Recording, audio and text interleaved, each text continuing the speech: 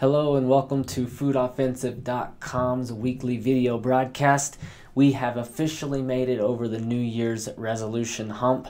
As I referred to last week, we are almost done with February already, but we have made it past the average time that it takes for someone to give up on a New Year's resolution, so that's always a good sign. And usually about 45 days into the year is when people give up on their New Year's resolution, but luckily for you, this is not a New Year's resolution. This show is not a New Year's resolution, and I am not an average person. So luckily we are going to continue on and try to power through and continue on covering news and food things and what's going on with our food. A little quick about this show, about myself. I do have an intro video that's up here on YouTube, or if you're watching this via video podcast, you can see that intro video as well.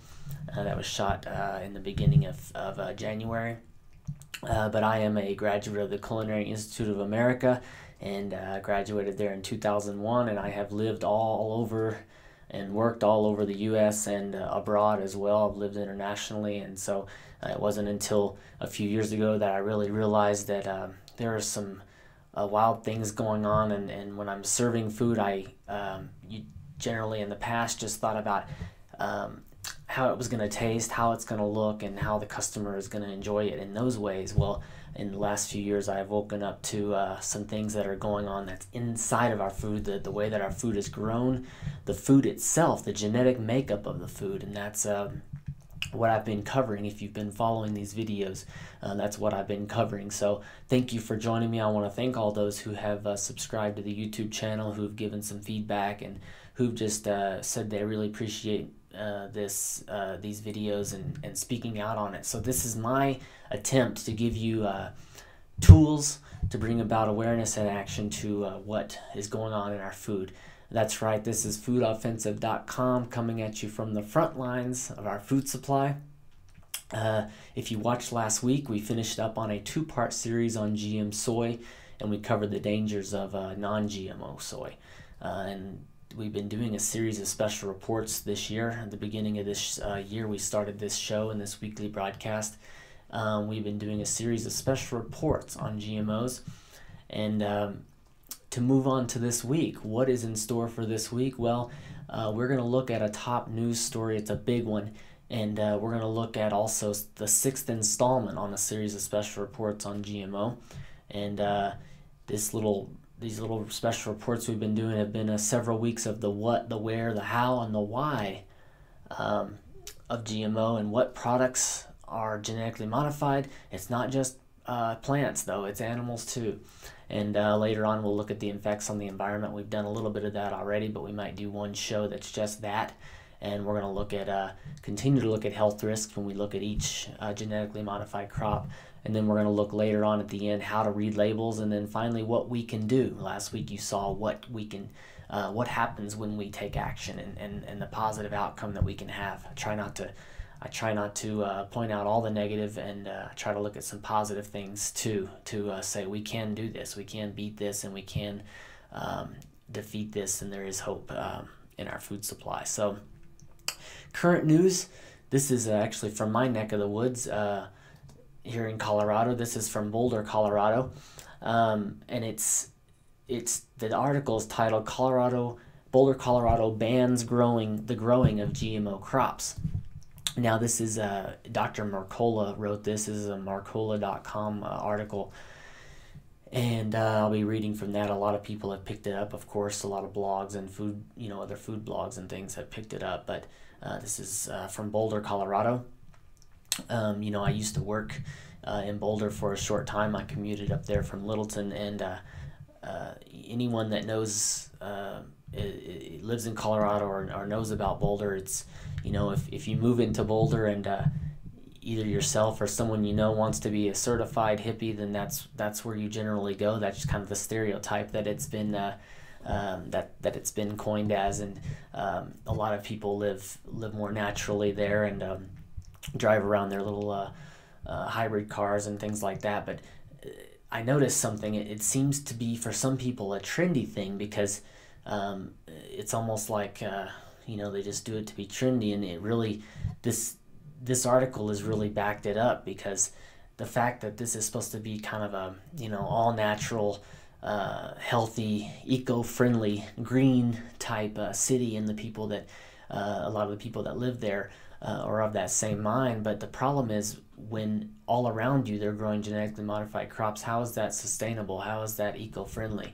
And that's what really hit me when I first saw this article. When I first started this this weekly show, I saw this article, and a group called GMO, K-N-O-W, GMO.org. I tried to get them on because they were doing a lot of interviews, and they were really trying to stop GMO crops in Boulder.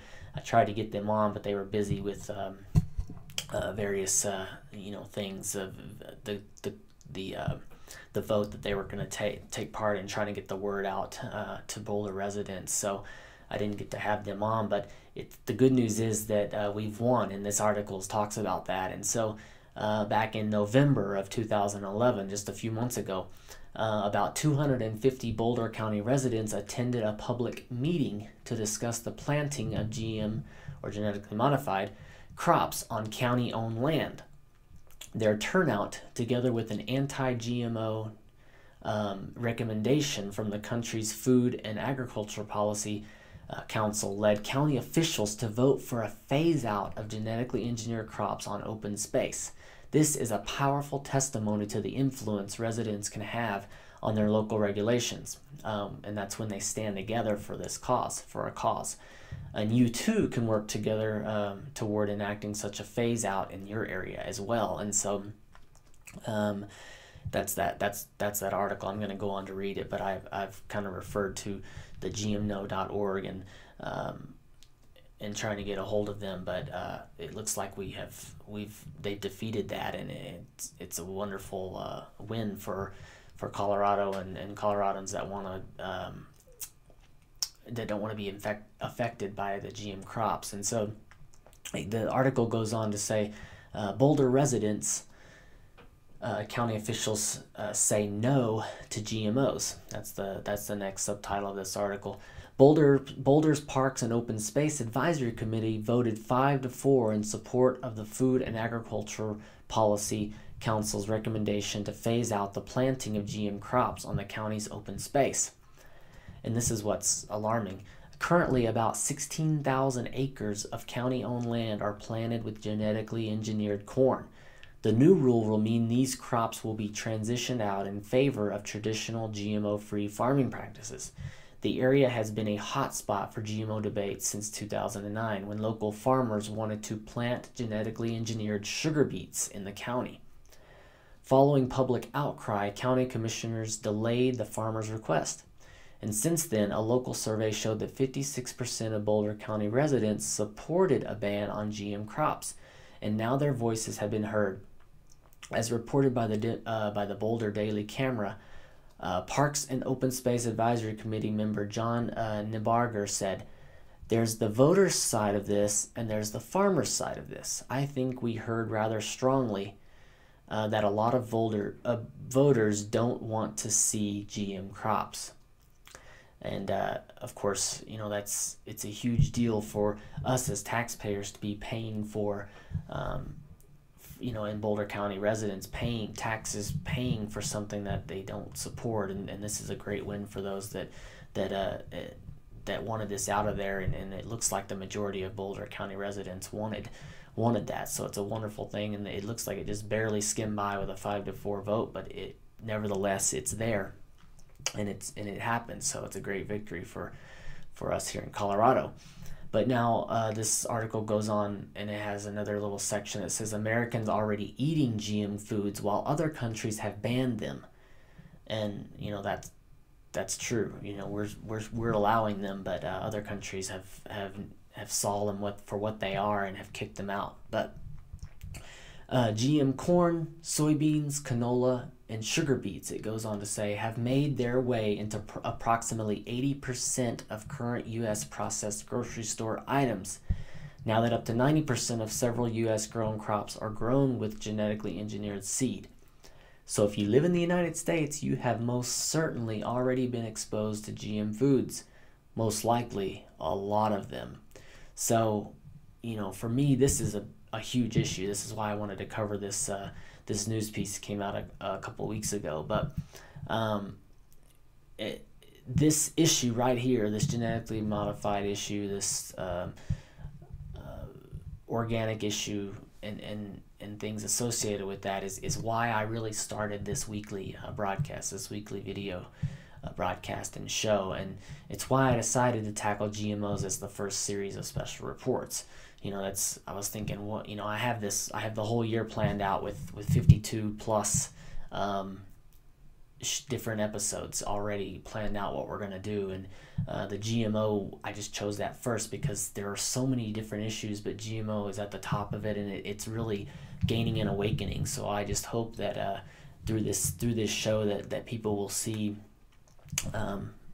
the truth in that, and hopefully be able to take action, and just for your own health at least, look at what you're eating. And so I'm going to move on now to this week's special report, and it's a video. So now this week it's part one of a two-part video that I'm going to be doing, a 2-week video that is on canola, and particularly, of course, GMO, genetically modified canola, and we're going to just look at an introduction this week to canola, and then look at some of the truth versus the propaganda that's out there, and what it really is. And then if we get to it, if not next week, it'll be the products that are in it, and some other things. So of course, I start out each special report of GMO is what is GMO? Well, it stands for genetically modified organism, and it is an organism whose genetic material has been altered using genetic engineering techniques. Now, this article that I found, it's interesting, and it's a good read, and it really sums up what the facts and versus the propaganda of what the canola industry has put out, and it's by the Truther Girls blog, and it's called Propaganda versus Facts, Canola Propaganda versus Facts. So this was posted back in July of 2010, so fairly recent. But the article says they have a weekly or daily, I'm not sure, show that they do, and they're referring to the show the day before this article, and it says some viewers insisted that canola is good for you and that the myth of it being rapeseed has been quote debunked. Now, if you go to the Canola Council of Canada's Canola FAQ, you will be told that canola is not rapeseed. It comes from the canola plant. Very clever of them. It goes on to say canola is a made-up name, a kind of an acronym for Canadian oil low acid. Of course, the CAN from Canadian, and then the O from the oil, and the L from low, and the A from acid. So they got canola out of that. And it refers to the fact that the, quote, canola plant is a form of rape plant engineered by hybridization to contain low uric acid. That's eric acid. An alternate name for it was low eric acid rape, or LEAR for short. But since neither rape nor lear were particularly appealing names for an edible oil, they came up with canola, saying canola is not rape, is like saying seedless oranges are not oranges because they come from the seedless orange plant. Now, the council also addresses the question of whether canola is an insecticide. They admit that yes, it will kill bugs, but add that this is because all oils smother bugs, and this can be achieved with corn oil or olive oil as well.